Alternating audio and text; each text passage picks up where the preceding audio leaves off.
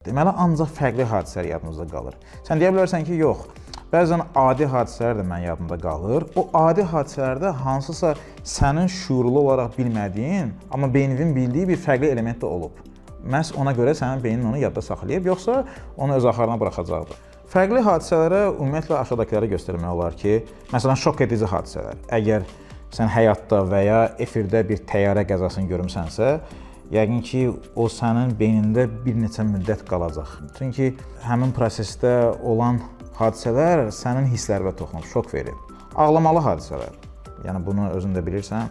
Gülməli, deyək ki, mənim indiyəcəm yadımdadır ki, məktəb vaxtı mən dostumla zarafat edirdim, o birisi dostumla zarafata qoşulanda müəllim ona bir sillə vurdu. Yəni, sadə bir hərəkətdir, amma o da gülməli hadisə idi ki, o bizim hisslərimizin üzərində təsirini saxlayıb və beynimiz onun fərqli olduğunu düşünüb və yadda saxlayıb. Təbii ki, intim hadisələr bizim yadımızda qalır. Biz gün ərzində qarşı cinsdən minlərlə insan görürük, amma bizim xəyallarımızı, bizim intim düşüncələrimizi ən çox oyadan insanlar bizim yadımızda qala bilir.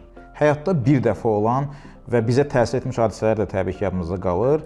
Deyək ki, İlk dəfə qarşı cinsə yaxınlaşmağın. Bu yəqin ki, sənin yadında qalıb. Çünki bu hadisələr nadir hallarda baş verir. Yəni fikir verdinsə, beynimiz fərqli şeyləri, qeyri-adi, emosional, qeyri-məntiqi şeyləri xoşlayır. Deməli, biz artıq beynin necə işlədiyini bilirik və bundan istifadə edərək istədiyimiz məlumatı yadda saxlaya bilərik.